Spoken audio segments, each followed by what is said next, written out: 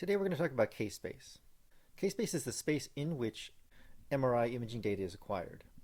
K-space data is related to the image data by Fourier transform, and we'll look into how that relationship works and how it comes about. Now, the vehicle that moves you around K-space is the gradient fields. There are three independently controlled gradient coils and fields. Those are gradients along the x, y, and z axes. Each is characterized by the derivative of the z component of magnetic field with respect to x, y, or z directions. More compactly, the gradient can be described as a vector, that is the three-dimensional gradient of the z component of magnetic field. When gradients are linear in space, the z component of magnetic field due to the gradients at any point in space r is g dot r. Now, the local precession frequency, omega, is in general gamma, the gyro magnetic ratio, times the z component of magnetic field. In the presence of gradient field, that can be written gamma times the main field plus g dot r. In the rotating frame, the main field vanishes and omega is simply gamma times g dot r. Now, omega is the precession frequency, which is the time derivative of the phase of the magnetization. So conversely, phase is the time integral of omega.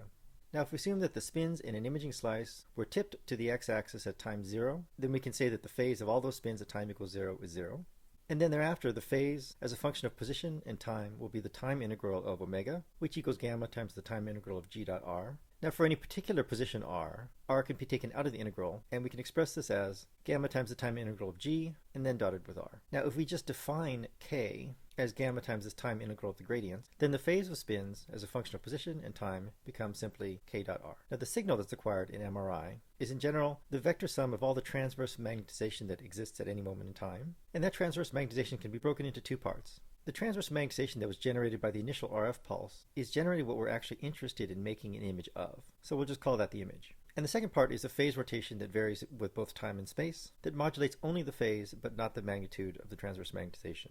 Rewriting this with the first term defined as the image, we see that the signal is the integral of the image times this phase term. And if we express this as a function of k instead of a function of time, we see that the signal as a function of the instantaneous location in k space is the integral of the image times this phase term over space. And you'll see that this expression is exactly the definition of a Fourier transform and shows that when k is defined this way, the signal as a function of k and the image as a function of position r are related by Fourier transform. So let's try to get a more visual representation of what this means.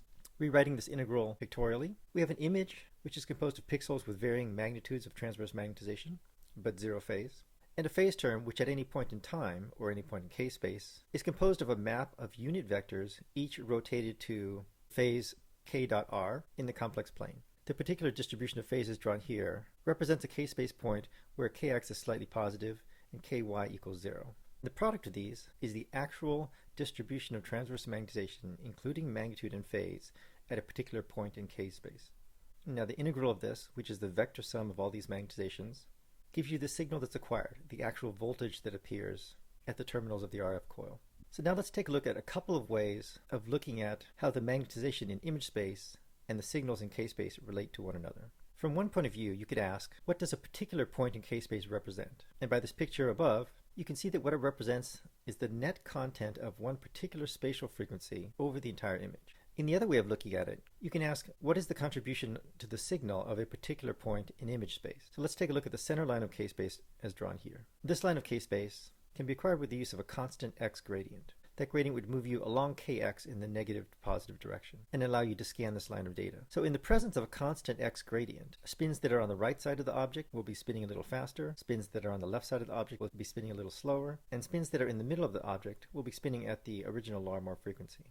So if you look at the signal that's generated by this yellow voxel, you'll see this to the right of center, and therefore it'll be generating a signal with a positive frequency relative to the Larmor frequency, and it may contribute a signal that looks like this.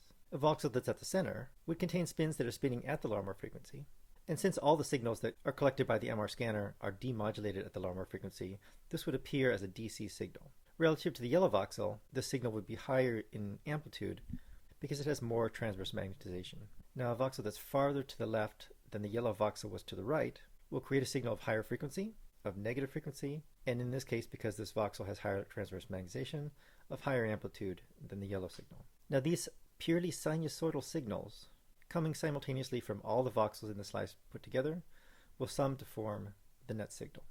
So the way to think of what a single voxel in image space does is it contributes one particular frequency component to the time domain signal, weighted by the magnitude of its transverse magnetization. And these are, of course, equivalent but complementary ways of understanding the relationship between the image and k-space domains.